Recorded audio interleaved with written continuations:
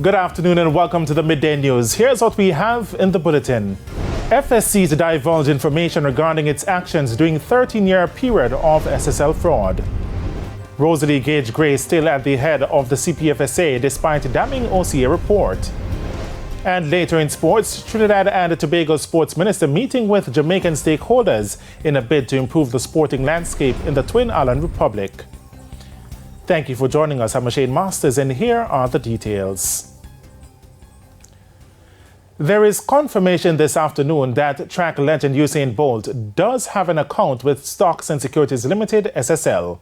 That confirmation comes from Finance Minister Dr. Nigel Clark, who says the track legend's name is on a limited liability company, which dates back to 2012. In a release this morning, Dr. Clark said he got the update from the temporary manager of SSL. Now, this development comes after two former CEOs declared that they were unaware that the Sprint legend had an account at the financial institution. This raised further questions about whether the funds were deposited at SSL in the first place. There have also been questions about how long after the account was opened money was being swindled. Bolt is among 40 investors who have had money stolen from their accounts over a 13-year period.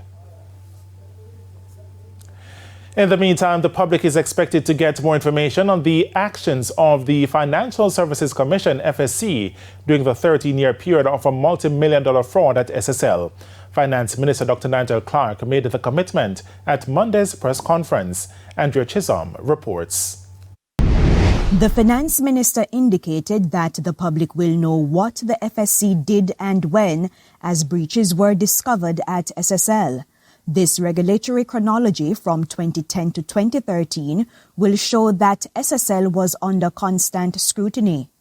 Further to the general directions of that period of time, the Board of Commissioners voted to issue a notice of suspension, the most severe sanction, in November of 2016.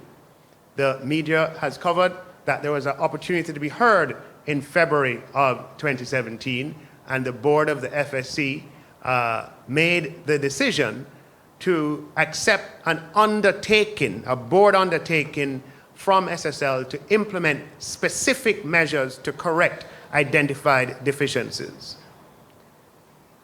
which is a legitimate regulatory action prescribed in law. During the 13-year period, 3 political administrations, 4 executive directors, and about 5 chairpersons have been at the helm of the FSC, which gave SSL several directives. And followed up to ensure that those directions were followed and implemented, which for the most part they were. This was not a JLP approach or a PNP approach. The evidence suggests that it was a consistent institutional approach throughout the 13 years of FSC's regulatory scrutiny to prefer to work with the entity on identified weaknesses with very specific corrective actions that they were called upon to make. Information from the FSC is only part of the equation, with over $2 billion stolen from SSL so far in what has been described as a complex fraud scheme. The United States Federal Bureau of Investigations and other international partners have been called in. Tougher penalties are also coming for white-collar crime. In the interim, we should not allow this account from the FSC to distract us from the fact that managers and directors of securities firms have a duty of care to their company and to their clients. And this duty of care is independent of regulatory agencies. The managers and directors cannot be exonerated from that duty of care. They must account for their stewardship of SSL. Andrea Chisholm, TVJ News. And following the revelation of the multi-million-dollar fraud at Stocks and Securities Limited, the Jamaica Agricultural Society, JAS, says it has sought to check on its funds with the company. President of the JAS, Lenworth Fulton, says the agricultural body is concerned. I have put it into the hands of the CEO, and since then he has contacted our external auditor to be working through our internal auditor. We do have the shares which were bought through them, but we don't know at this time if this, what the minister is talking about, is a different set of money. You see, the JAS goes back 128 years, So there are a lot of things that we unearth every day. But we know that the shares have been verified yearly, have been real and still in good standing. So we are doing our own investigation before I could say much more on the matter. On Monday afternoon, Finance Minister Dr. Nigel Clark revealed that the JAS has over $8.9 million with the investment firm. Now, he said that along with that, amounts for the National Health Fund, the National Housing Trust, National Insurance Fund, and the Jamaica Banana Industry Disaster Risk Fund, just under $1 billion Jamaican dollars of government funds are in SSL.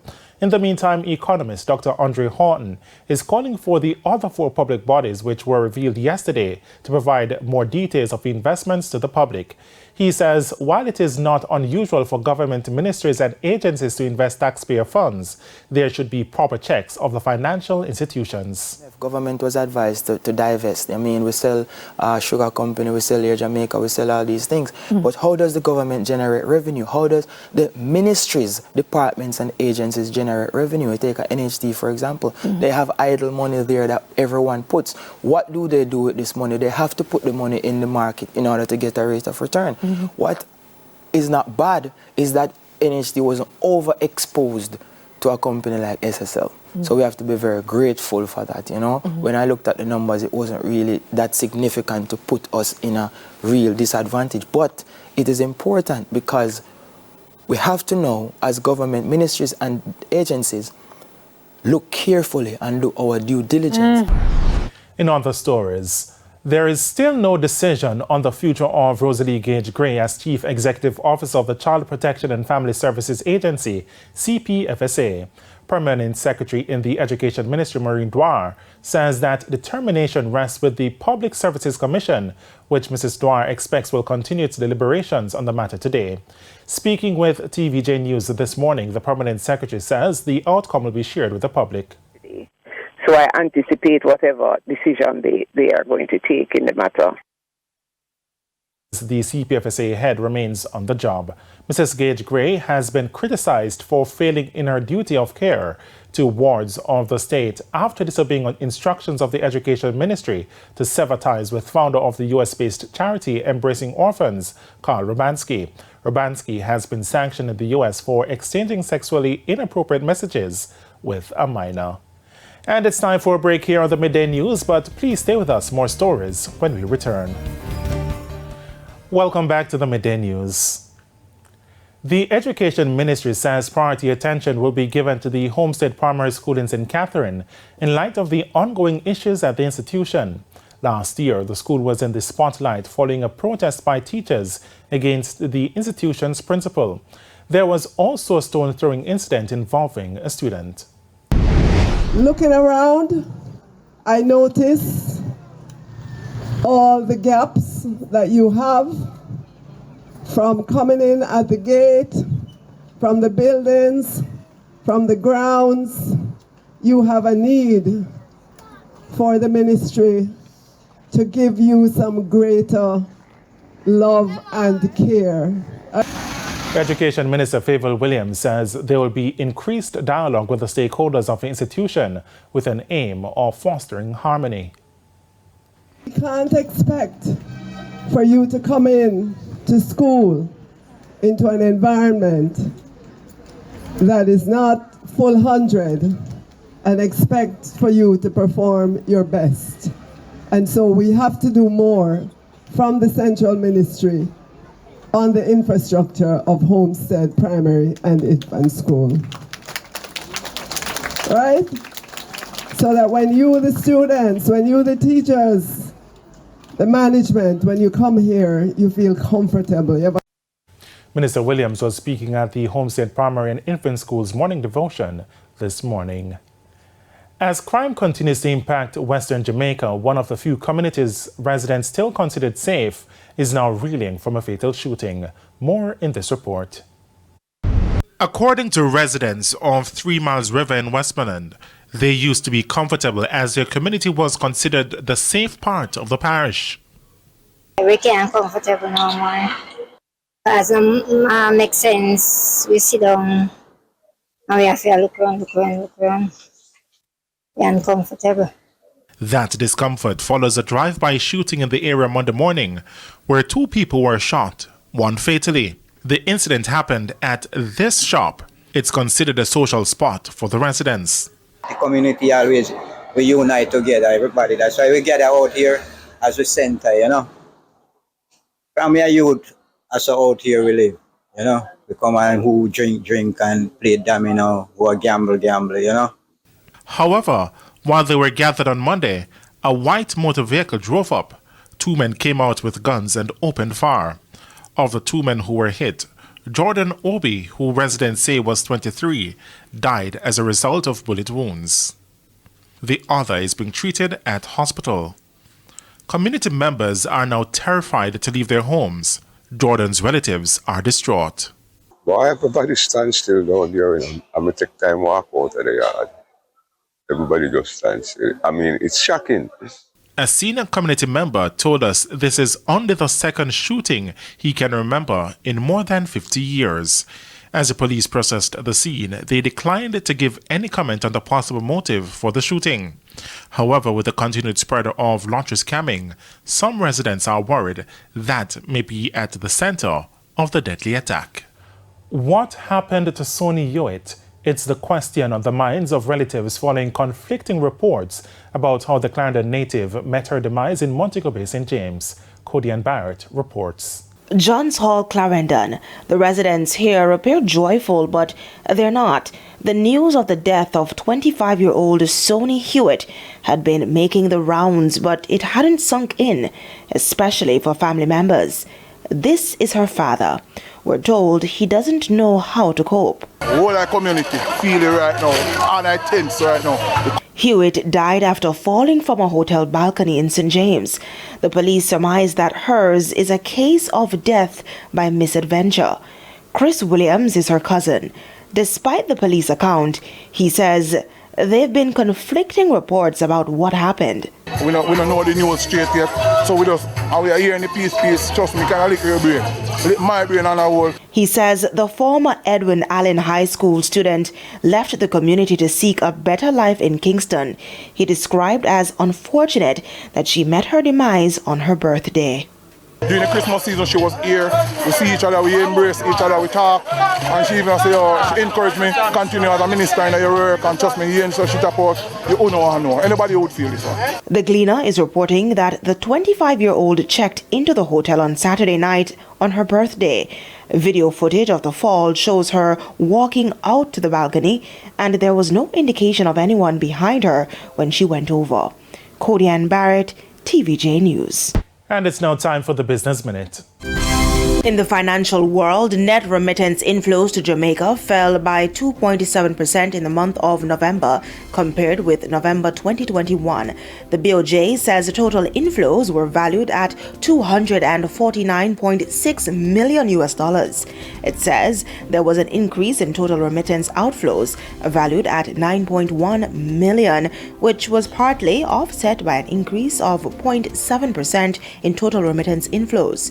The month's performance brought net remittance inflows to $2.1 billion for April to November 2022. In business overseas, UK's government borrowing hit a new high in December, driven by the cost of supporting households with their energy bills and rising debt interest cost. Borrowing, the difference between spending and tax income, was £27.4 billion, the most for any December since records began in 1993. Interest on government debt hit £17.3 billion, more than doubling in a year. The Office for National Statistics said inflation was the main factor behind the rise in borrowing. While gas prices have begun to come down, the typical UK energy bill is still almost twice what it was before Russia invaded Ukraine. That's it for the Business Minute. I'm Cody Ann Barrett. And now for the top regional and international stories. In regional news, the International Monetary Fund, IMF, has approved over $100 million for Haiti to assist in addressing their immediate balance of payment related to the global food crisis. This comes after record price inflation, public health emergency, and other serious security risks worsened Haiti's fragility. However, the authorities are requiring a close disclosure of the emergency response spending to maximize donor support and reduce debt sustainability problems. On the international scene, the World Health Organization WHO has called for immediate action after the deaths of more than 300 children were linked to a contaminated cough syrup last year. According to WHO, in 2022, more than 300 children in Gambia, Indonesia, and Uzbekistan died of acute kidney injury, deaths that were associated with contaminated medicines. As a result, the WHO is calling for the products to be flagged, removed from circulation, and for countries to ensure that any medicines for sale are approved by competent authorities. And those were the top regional and international stories. I'm Sandy Williams. And we head to a quick break. When we come back, Herman Green will have your midday sports report.